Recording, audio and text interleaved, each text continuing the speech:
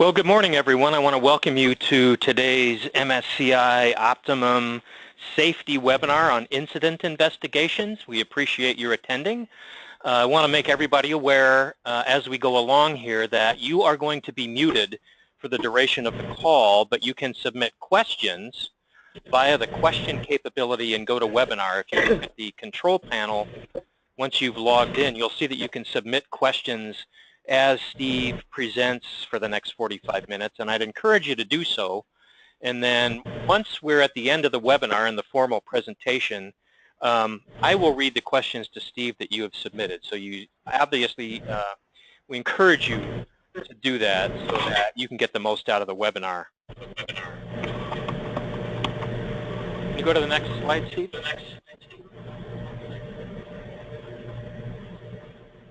Thank you. So before we start, I just wanted to make everybody aware that MSCI is going to be holding its 5th annual safety conference.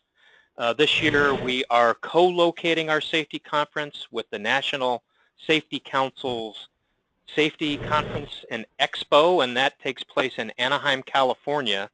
That conference is going to offer you on October 19th and 20th a couple of very unique opportunities that we would encourage you to take advantage of. Opportunity number one is all of the unique metals industry content that the MSCI conference offers, and the MSCI conference takes place on October 20th. That's a Thursday, all day. And the conference agenda that we are presenting has been planned and will be executed, and all of our speakers will be industry members from MSCI membership and the members of our safety committee.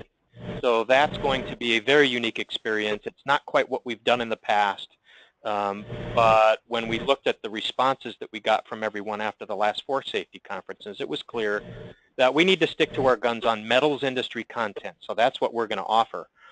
The other unique opportunity is to attend the NSC Congress and Expo, which is going to take place on October 19th. So for an additional $75, highly discounted, you will be able to gain access to the National Safety Council's Safety Trade Show, which features over 1,000 safety exhibitors at the Anaheim Convention Center. So I would encourage everybody to take advantage of our early bird and online discounts and register for our safety conference as soon as possible before the hotels fill up out there in Anaheim, because the NSC conference is a very large conference and it does fill the hotel space. So please take advantage of it.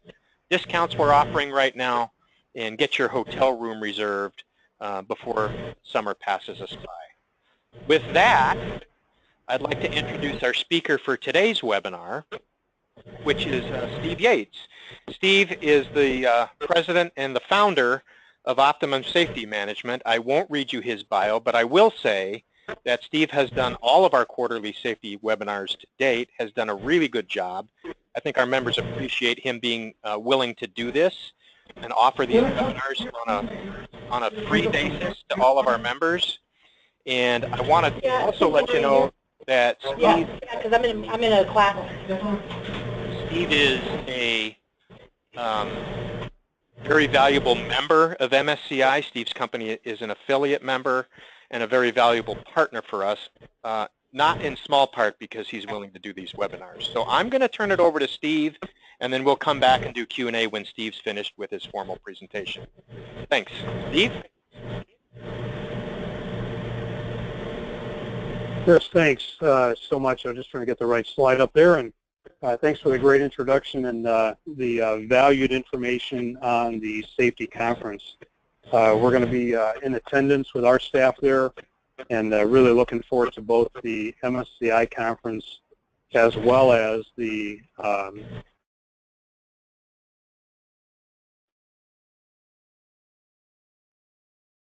that. We're going to dive right into. Chris, can you hear me okay? Yeah. Okay, great. So with that, we're going to dive right into our topic today for incident investigation. What I want to do, just by way of introduction, is just to talk about why it's important that we even think about or engage in this topic of incident investigation. Some of the things that make this important are, number one, it's an OSHA requirement OSHA does have a regulatory requirement that we investigate any incident that occurs. We find this in a number of places in the standards, but certainly none the least of which is the 1904 record-keeping standard, the OSHA log.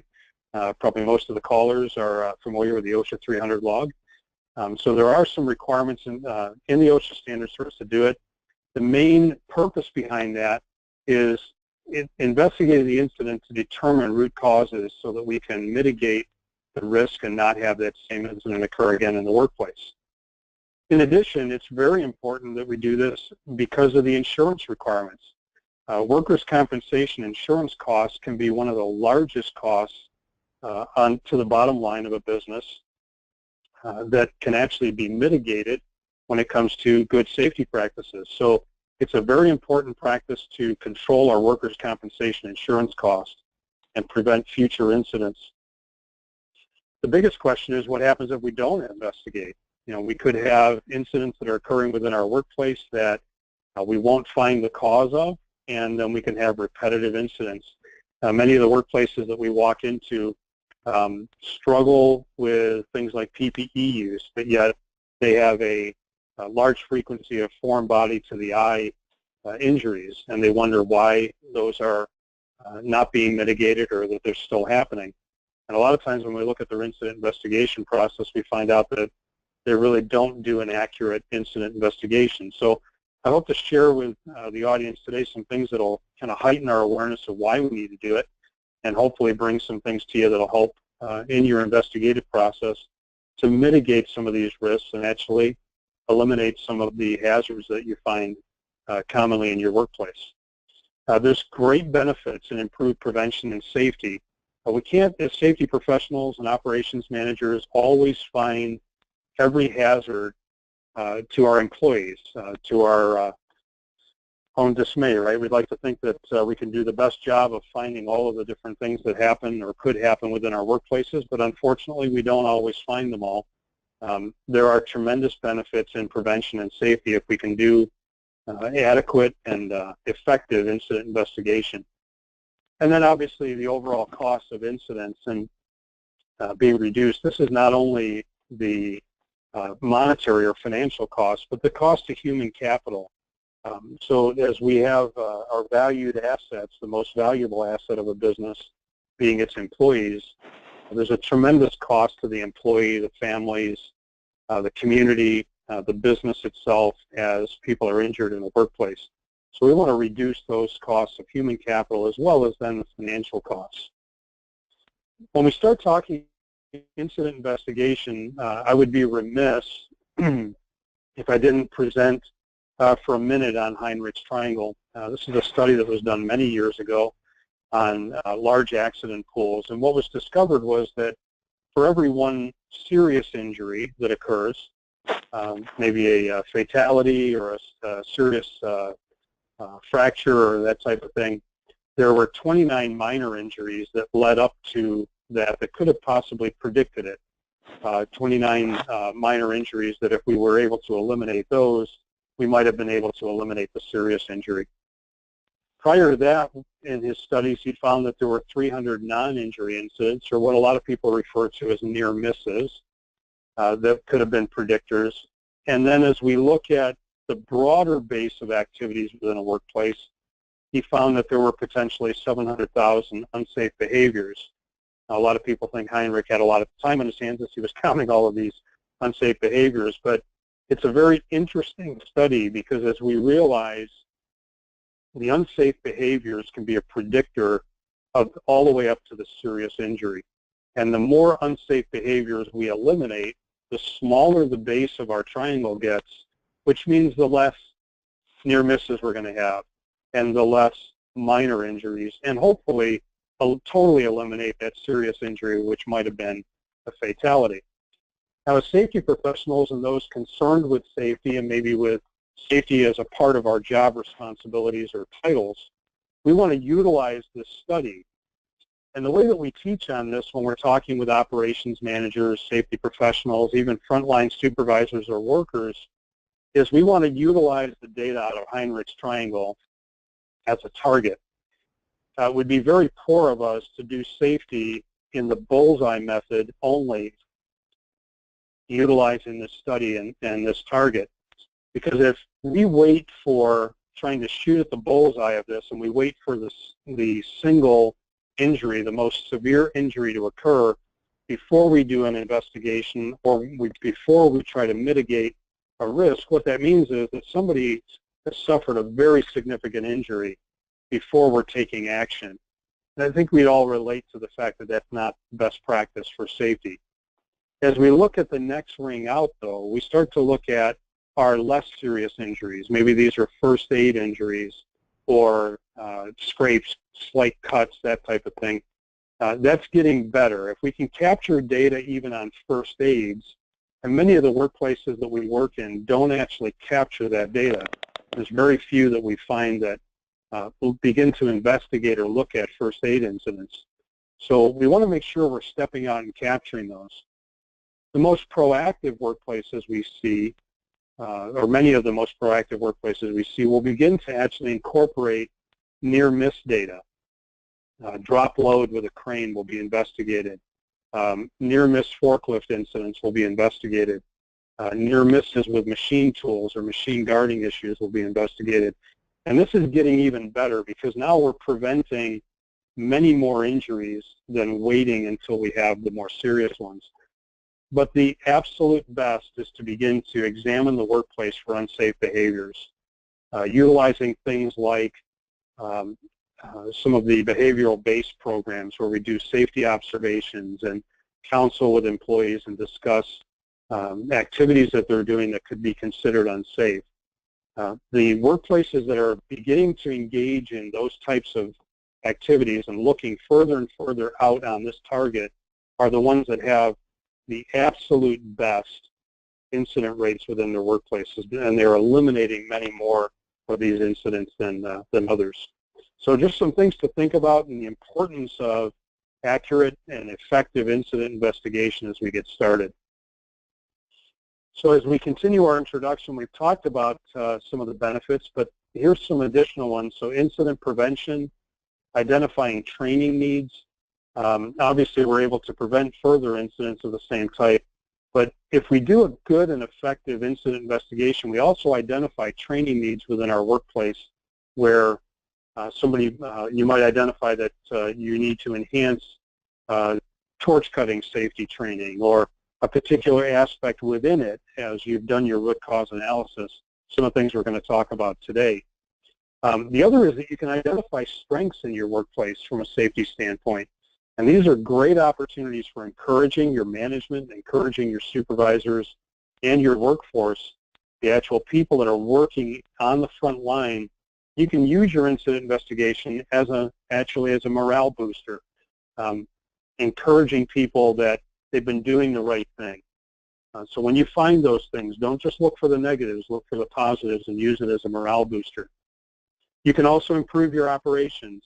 We know with good quality measures that we always improve production and lost time due to rework and so on. The same thing occurs with safety. The more effective incident investigation we do, the better we improve our operations.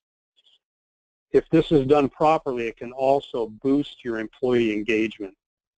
Getting employees involved in the process, getting them involved in troubleshooting and solution providing can really help to engage your workplace. So a lot of benefits to incident investigation when it's done right. We want to talk about now some of the methods of how we're actually going to do that. One of the things that is a cornerstone is we have to step back and develop an approach to how we're going to do adequate and effective incident investigation. When is the best time to develop your approach? The obvious answer to that question is before something occurs. When something occurs within your workplace, it's not time then to step back and say, okay, scratch my head, what do you think I should do now? Effective incident investigation is always planned ahead of time. So what we're going to walk through within our webinar today is we're going to walk through this outline. We're going to talk about how do we respond to the incident immediately? What's our immediate response tactic?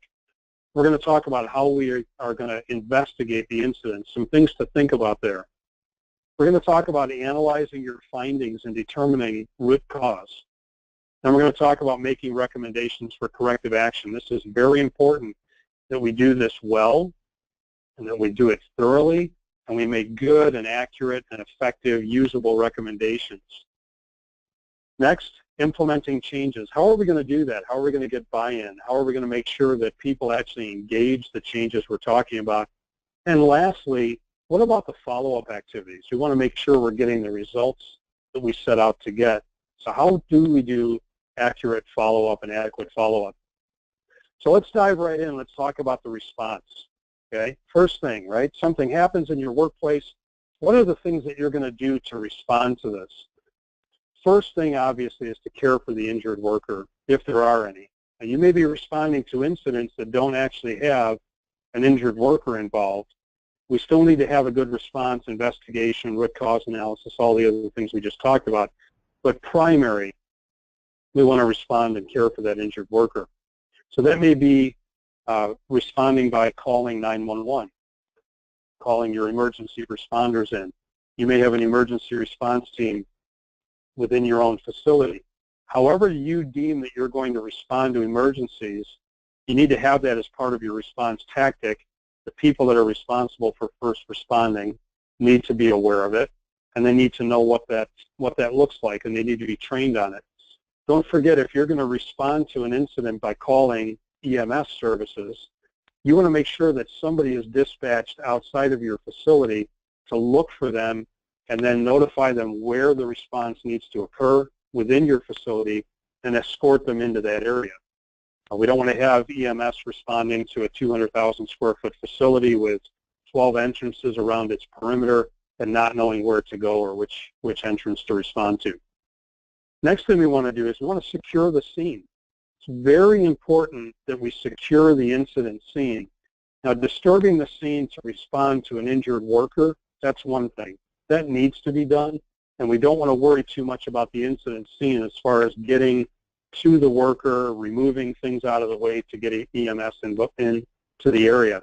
But as soon as we can, we want to begin securing the evidence around that scene.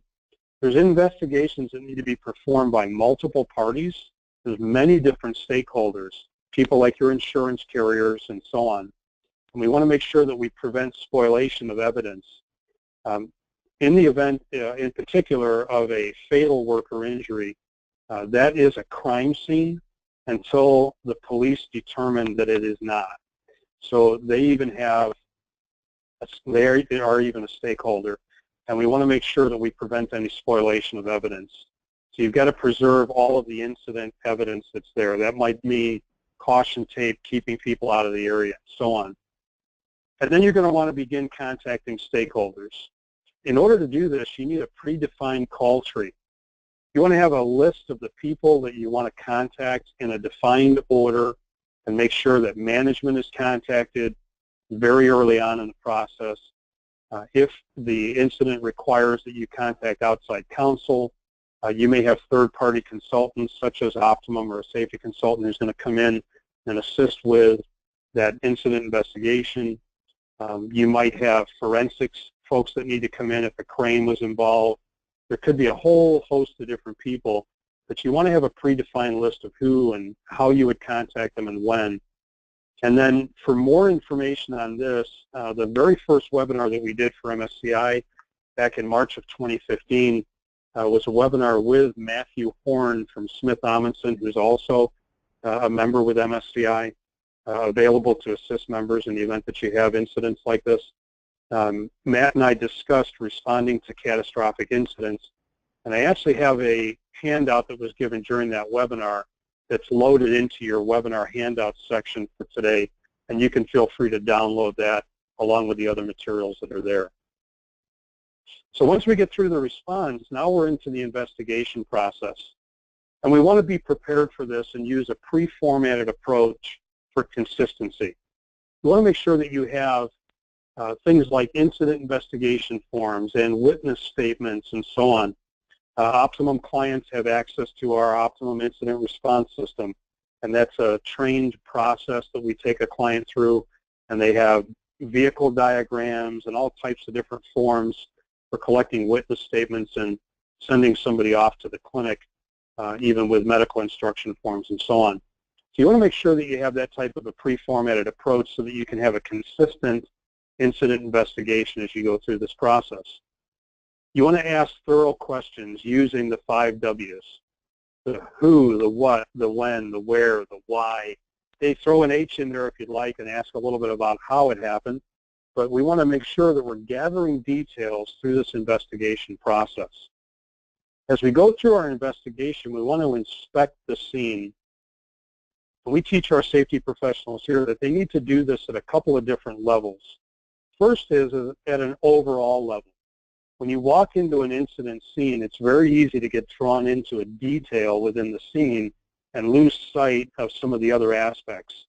So we want to step back. Maybe we don't do that right away at the beginning, kind of get your bearings, but step back and look at the overall level.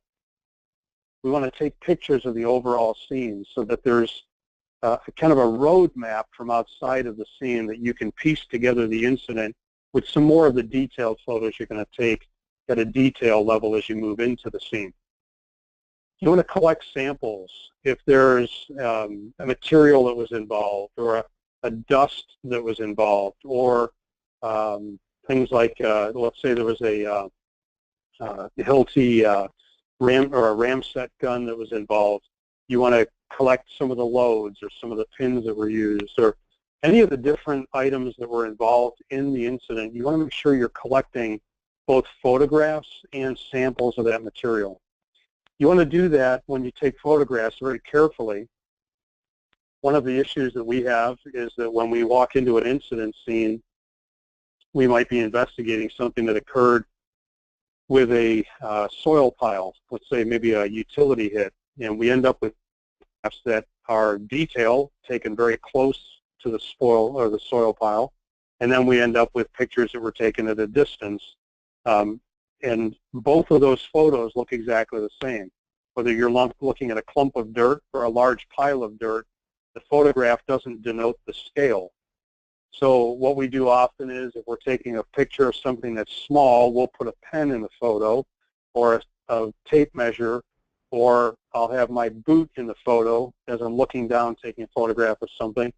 And I'm including an item of scale so that I can see the size of the object relative to something in the area.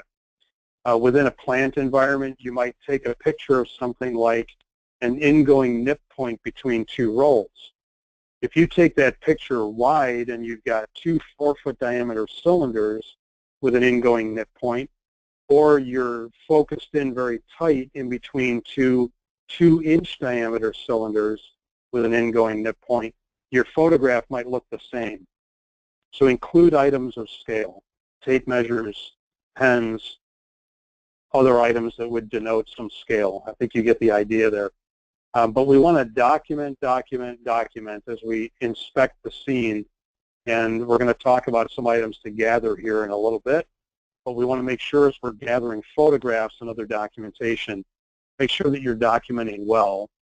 You only get one chance to document that scene, because within a day or so, as all of the stakeholders have worked their way through, depending on how big of an incident this is, this scene now gets disturbed and restored to normal, and you'll lose your opportunity to document.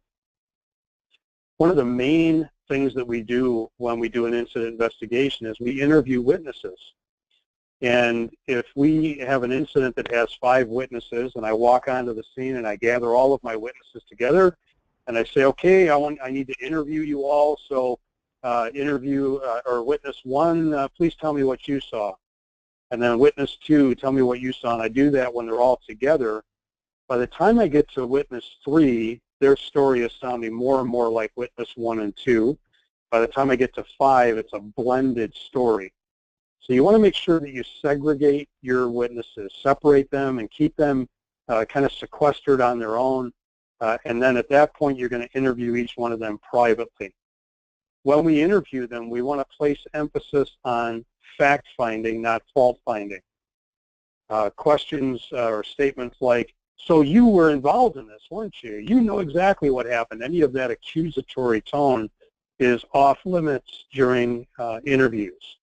We want to make sure that we're asking them about facts. We want to use open-ended questions. We want to make sure we're asking questions like, can you tell me what you saw today while you witnessed this incident? And they'll give you a broad idea, and then as you ask more detailed questions, you'll ask things like, so when you watch the employee approach the machinery, can you tell me a little bit more about what you saw there? You wouldn't ask a question like, when the employee was approaching the machinery, did he have his hands in front of him? The answer you're going to get is yes or no. You want to ask a question like, when you saw the employee approaching the machine, where were his hands? And then they'll describe that to you. So we want to make sure we use open-ended questions, not questions that could be answered with a yes, no, or a grunt. Right? We want to make sure that they have to give you a sentence to answer. This is one of the biggest things that I have a challenge with when I'm doing an incident investigation, is not drawing conclusions during the interview. We want to make sure that we don't walk into a scene, talk to a couple of the witnesses, start looking at things and draw a conclusion right away, because the rest of our investigation we will spend trying to prove our own hypothesis. And that's a dangerous thing for an investigator. We have to stay out of the emotional involvement with it. We have to stay away from drawing conclusions, stay open during the process. This is a great communication tactic. Next, we want to sound back to the interviewee what we're hearing. So they tell you something, and you say, okay, so let me make sure I have that right. What you're saying is, when he approaches the machine, his hands were in front of him, stretched out, reaching. And they'll say yes or no, that's correct, or they'll clarify for you. It's okay to ask your interviewees, what do you think caused this incident today, after you're done with the rest of your fact-finding. That can help because they may have a different perspective, and then you might want to explore that. Always be thankful for the help that your interviewees have given you. We want to make sure that they know that we appreciate their input, and remind them if they have any other thoughts later about something that comes up they want to come and talk to you about, the investigation is still open. Please feel free to come bring that feedback. Okay. As we move on, we want to make sure during the investigation that we're gathering any paperwork or other documentation. So any pertinent prior accident investigations or incident investigations that were done, OSHA logs might be a good tool to use that would give some indication of where the company has had some other incidents like this that you can then determine further potential root causes that you want to go investigate in this incident.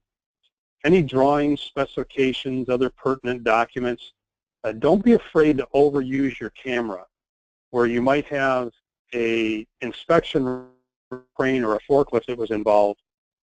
Take that, lay it down on a bench, and take a photograph of it. That puts it right into your documentation. You don't need to worry then about keeping track of that piece of paper. You've secured the evidence right away, and it's part of your record. So utilize your photography for that. On the analysis now, so we've gathered a lot of information. We're going to talk about the analysis. When we look at analysis and we want to drive down to root cause levels, we want to think about this in 3 different levels. We want to think about the fatality or the lost workday case, the OSHA recordable case, the first aid, the near miss, or the property damage. These are all consequences. They're conditions that exist in the organizations with reactive safety cultures. Sometimes they'll exist or they'll happen within an organization with a good safety culture, right? Because bad things do happen to good organizations. Let me say that again. Bad things do happen to good organizations. We can't always fix every problem, like I mentioned earlier. But these first 5 tiers are measures of failure. They're after the fact. They're what we would call lagging indicators. They're indicators of a potential hazard that we're going to look at after the hazard has resulted in an incident. So they're very important to look at, but what we're talking about now is we're going deeper than that when we do our investigation, and we're looking at activities. That's the next tier. We're looking at unsafe practices or procedures or conditions that occur or exist within the work environment. We're going to utilize those top 2 tiers the consequence, and the activity, we're going to utilize those to help us determine what the root causes are. These are always the underlying issues that exist under every, let me say that again, every incident that occurs. There's always an underlying cause, but we need to do our job in the investigation to find that root cause. So what are some of those? Well, it could be things like the design of a piece of equipment or a machine guard or the design of a blade that's being used. It could be a policy or a procedure that we have in place that is creating a problem. It may have not been done effectively in a root cause or a hazard analysis, job hazard analysis to eliminate all the potential hazards that exist. So we want to look at our policies that surround the incident. It might be a training issue. Maybe we're training people only so far, and then we want to look at how far should we be going, and if we had trained them a little bit deeper, could we actually have eliminated this incident? Could be purchasing. I will tell you that I've investigated several incidents over the course of my career where we had determined that the purchasing department changed the blade on a saw. They wanted to cheapen it up, and maybe it was a diamond tool, so it was a very expensive tool. They wanted to buy a cheaper one, and what we found was the cheaper one didn't last as long or withstand the heat or the intensity of the operation we were putting it through, and then we had teeth of that blade flying off, destroying saws, potentially wounding our workers in the area. So we've got to always look at what's been done in purchasing the equipment. Inspection. Are we actually doing inspections of the equipment on a daily basis or on a monthly basis or on an annual basis? And then what about preventative maintenance? That's another issue that comes up when we talk about inspections. Preventative maintenance is a cause of many incidents within the workplace. Is there a standard that we're just not following or not paying attention to? What about employee involvement? Are the employees engaged and involved, or are they distant and therefore not following our procedures or their training? And one of the issues that comes up there is, are we even enforcing? We have many meetings with management. We had two this one where management is simply not enforcing their rules or their safety protocols and practices within the workplace. So oftentimes we find out, unfortunately, I hate to say this because we've got a lot of management reps on the phone, I'm sure. Unfortunately, sometimes we find out that we are the problem. We're not doing our job well enough in enforcing what we know to enforce, and then we have people that are unfortunately getting hurt. Maybe the very one that's not following the policy that's getting hurt, but that doesn't expunge us of our responsibility to enforce. So as we think about these different root causes, that empowers us now in our analysis to keep searching deeper for sources for the root cause. Is it the people? Is it the equipment? Sometimes it's the environment. It might be the work environment within our building. It might be a weather environment issue. It might be road conditions. There could be all different types of environmental concerns. And then management, like I just discussed. And make sure that you keep asking why. And we want to go 5 times on why and keep digging. And what do I mean by that? Well, what did you observe today with the employee? Well, he was at the edge of the platform without his fall protection on. Well, why was that occurring? Well, he needed to see into the mixing drum. Well, why was he needing to see into the mixing drum?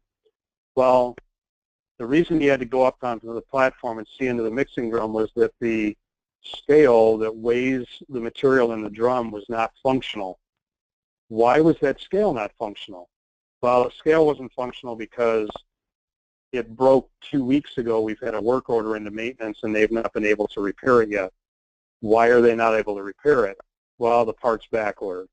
You see how as we keep digging and asking why, we get deeper and deeper into the root cause, and maybe the root cause is we need to have backup scales on the shelf for our mixers if they go down, or we need to source a better supplier and so on. And those then are going to lead us into making better recommendations as we move forward into the investigation. So with that segue, let's talk about recommendations. So in the example I just used, where we have a weigh scale hopper that's got a bad scale on it, we need to involve some other people to determine that, determine the exact recommendation to make. It might be a good recommendation to have some on the shelf. It might not. It might be a good recommendation to go to a different supplier or change the way we're designing our weigh scales or whatever it is in the operation that applies to your plant. So we want to involve others. That might be our maintenance department, our purchasing department, certainly operations, supervisors, maybe the mixer operator themselves or the operator of that press or whatever the equipment is within your facility. When we make a recommendation, we always want to involve those that it will affect before we finalize our recommendations. So as a safety professional, it's very easy for me to walk into an operating environment and start to make recommendations that will make it safer. However, I don't understand that operating environment like the people that are in it. So what I want to do is I want to look for solutions that actually solve the problem and eliminate possible solutions that cause other problems. Make sure, though, that we don't throw the baby out with the bathwater when we're doing this. So oftentimes what's happened is I've looked at an incident and I've said, well, what would happen if we solved it by doing this? Now note that I'm asking a question. I'm not making a statement saying, well, you solved that problem by doing this. That shuts down communication. And I might be making a very poor recommendation, not knowing all the aspects of that production environment. So when I ask the question, what would happen if we solved the problem by doing this, I get responses like, actually, Steve, that won't work, but, you know, that's not a bad idea. What if we tweak it like this? Would that solve the problem and make it safer? And then we might come up with something even a third option that eliminates the safety problem, but eliminates other problems, and make sure that we always remember the simpler, the better. We don't need to create a new wheel here. Most of the operations we do within our facilities have already been solved and explored, and simple solutions are always better. We don't want to totally throw everything out that we're doing and create some new rocket that is going to solve it. Okay, so make sure we're keeping it simple. You all know the KISS analogy. I always say it's keep it simple, Steve. So we want to make sure that we keep things simple. All right, implementation. Now, some of the recommendations that you're going to want to implement as a follow-up to an incident investigation are going to require some buy-in. They're going to require some change. If you've been in a safety role for any length of time, you understand that really you could sum your role up in 2 words, and it's change management.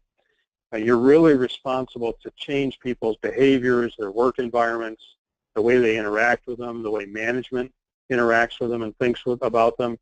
The better you are at the relational aspects of change management, the better safety professional you are. Those are learned skills. Don't worry if you don't have that skill today. That can be coached and learned. But we want to make sure that we're looking at those things and we're understanding them, and that we now understand that when we implement a new solution, we really are selling our recommendation to the team. We need to get buy-in. You need to look for advocates that can help you. We need to make sure we understand the costs. Any change requires some cost of some level. It's going to require cost to implement in time or cost to implement in equipment changes and so on. You need to make sure you understand not only the direct costs. It's only going to cost $4,000 to buy that new piece of equipment. Well, that's great, but what about the wreck and removal costs of taking the old one out and then the retrofit to put the new one in, and now training to get people up on board of that new solution you're providing? Some of these are very simple, right? It might be, you know, we're going to change the design of our lockout tagout locks to more standardize them, and it's $400. Everybody's got new locks, and we're off and running with a simple training. The one I worked on, we were changing an entire mixing system within a plant for a concrete operation, and it was a hard cost of equipment of about $40,000 and another $50,000 to dig a pit, bust the concrete out, dig a pit, concrete up the pit, install the equipment down in it, and put all the piping in place. I had to understand the direct costs, but then I also needed to understand the indirect costs. That solution actually saved that facility hundreds of thousands of dollars over the next 2 to 3 years in the maintenance cost of the equipment that was in place versus the equipment that we were putting in place. It saved many man-hours of maintenance, equipment, downtime, spare parts being kept on a shelf, belts that had to be replaced.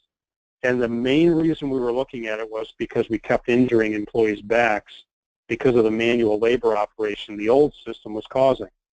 So there were great benefits, but we really needed to understand both direct and indirect costs. That took a little bit of study, and then also the long-term and short-term costs. Sometimes your solution will not have a payback or a return on investment, ROI, over the short term. You need to understand what your long-term return on investment is, and then you need to look for advocates that can help you sell it, create a plan, and most importantly, you've got to communicate it clearly and effectively to the powers that are over the decision. So you always have a decision maker, then you have influencers, and you have advocates or stakeholders. So the better job you can do in communicating clearly and in the language that your decision maker speaks, which 9 times out of 10 in a production environment is dollars or time, which relates back to dollars.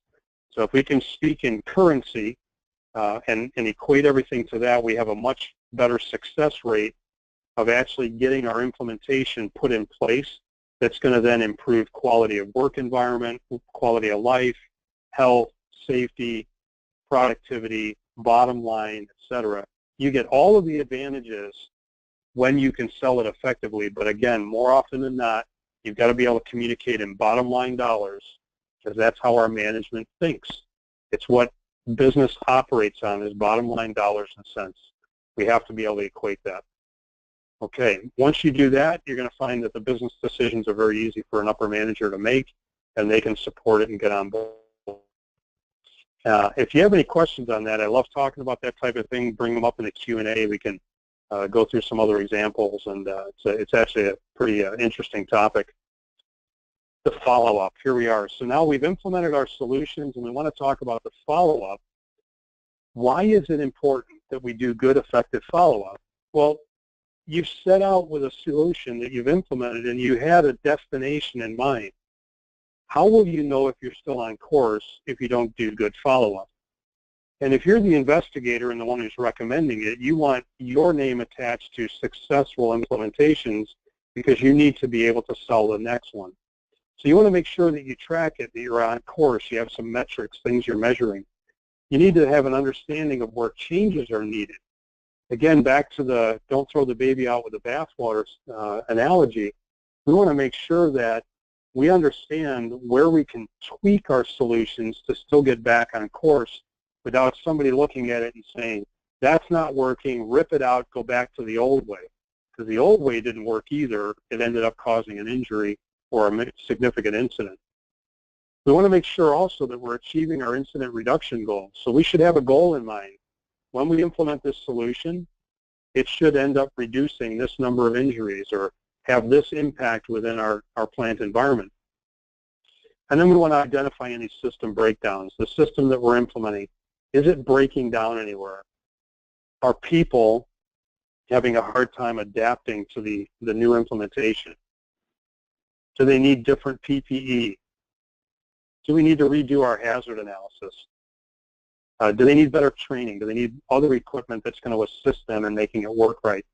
And depending on the individual situation you're dealing with, these can be somewhat complex, or they can be very simple to tweak. But it's very important that we have an effective follow-up and make sure that we understand how we're getting to where we're looking to go. Okay, on that note, we're going to move into Q&A. I want to just make sure everybody's aware that in the handouts section of the webinar control panel, You do have 5 handouts that are available there. We have the webinar slides. We do have the Preparing for Catastrophic Incidents guide that's there. And then I've also loaded the 3 handouts on OSHA's top 10 most frequently cited standards for the metals industry in 2015. These are great tools and resources for you to use. We have one for metal service centers, we have one for mills, and then we have one for fabricating environments, because many of our MSCI members have value-added fabrication within their facilities.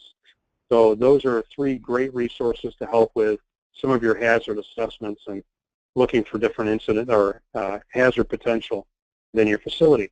On that note, Chris, I'm going to turn it over to you to run our Q&A portion. Okay, thanks, Steve. We do have a number of questions here, but I'm going to start with one that was asked right away. It's a question about definitions. Could you please just go back and make sure that everybody understands what it is you mean when you use the term stakeholders?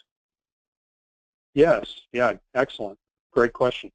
So stakeholders, when an incident occurs, let's take, for instance, the worst kind of an incident we can have. Let's talk about a fatal incident within a workplace. When that occurs, obviously the worker themselves was a stakeholder in the incident. In addition to that, the employer is a stakeholder. They have investigation they want to do. They want to find out what happened. They want to prevent it in the future to protect the rest of their employees. They also have risk related to this incident, and they want to mitigate the downstream risk of the incident blowing up as far as litigation and so on. So they want to be able to capture data and a good investigation of the incident right away. The other stakeholders, though, are the family of the injured worker. That family has a stake in this incident from a death benefit standpoint, from a potential subrogation, which might be a new term to some of the folks on the call. Subrogation means other parties that could be involved in a lawsuit as a result of this incident. So the equipment manufacturer, if we're talking about a machine guarding incident on a steel roll, we've got the machine manufacturer who could be a stakeholder, and because of that potential for subrogation, that machine manufacturer might need to be contacted. That's something that you should do with counsel's advice, with your outside counsel or in-house counsel. Other stakeholders would be the police department. We've had incidents where within a facility where a dust collector exploded, and the fire department was a stakeholder. Excuse me, Chris. The fire department was actually a stakeholder because they had an obligation to do a fire investigation, because it was a fire within the dust collector that blew up, caused the explosion, and then ended up injuring a couple of employees. Your insurance carriers are all stakeholders. They have something to gain or lose from this incident. The other one that we haven't mentioned yet is OSHA. OSHA is a stakeholder. They're going to want to come in and do their investigation. I think that covers a lot of them. But if you define a stakeholder who has something to gain or lose from that incident, they would be defined as a stakeholder.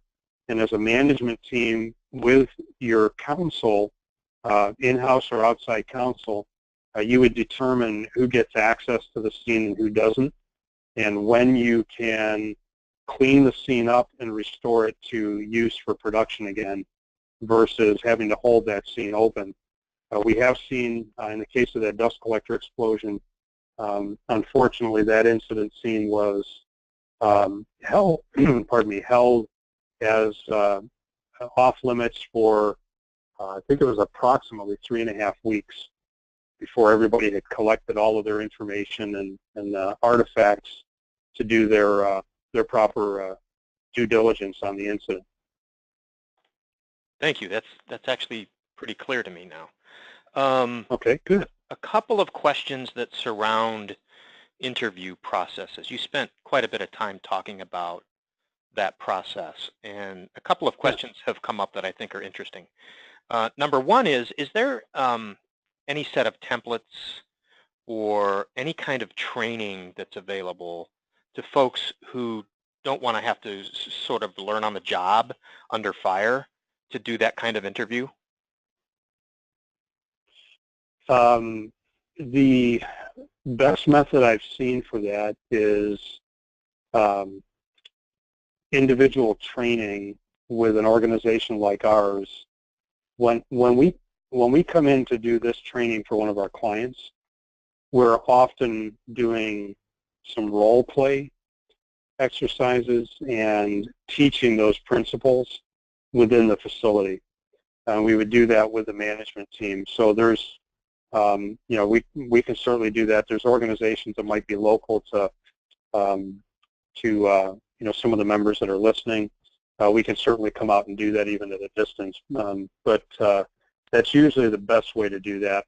I've not actually seen a resource that I could guide somebody to over the internet or something like that would go into more detail on that, unfortunately. Okay. But that leads to the next question, which is very much related. Is that something that a company should ask inside or outside counsel to do, or is that something that the safety professionals should do? That's a great question. So you'll find in the guide that we've provided for preparing for catastrophic incidents that there was a lot of discussion during that webinar about the response team. You do need in-house people because many of your incidents are going to be pretty minor and they won't require the level of sophistication or protection for the company that others will require.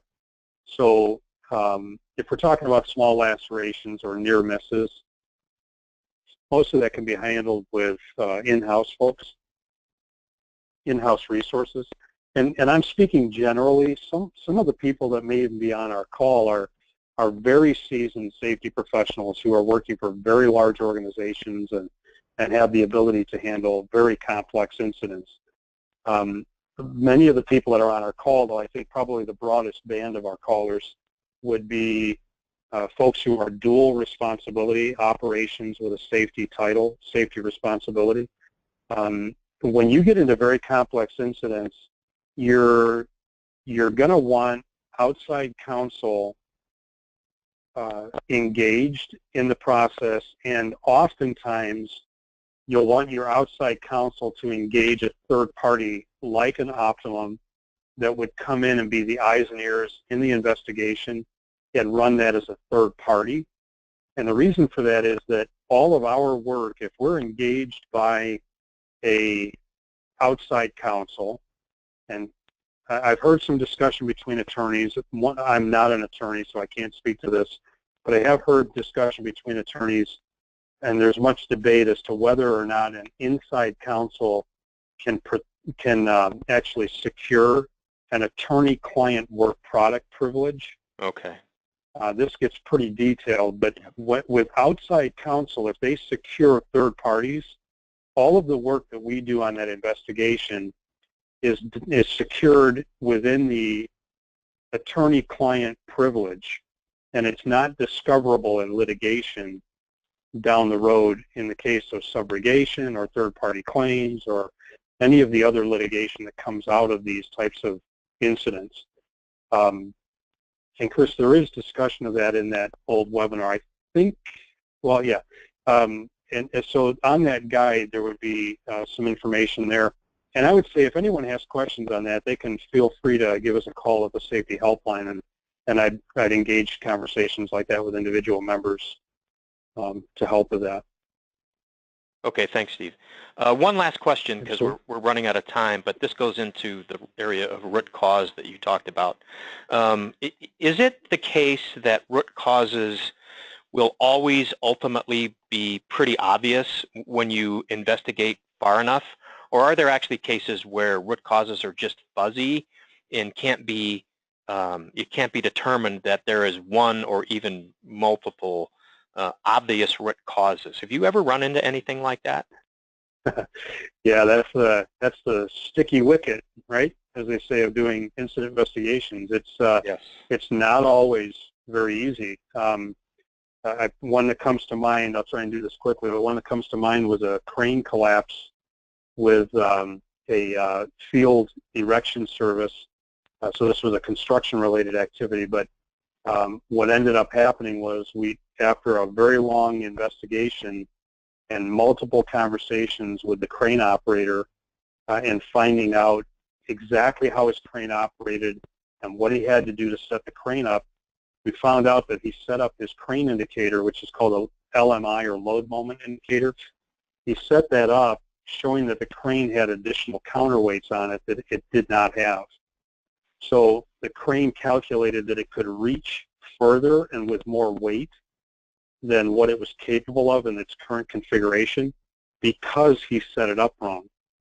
And because we kept digging and looking at different owner's manuals and trying to really understand that root cause surfaced itself in about the 11th hour of the investigation. And instead of us just being able to say it was operator error, we were able to define the operator error all the way down to that issue, which then provided some additional repairs or fixes with automatic indicators that prevented it.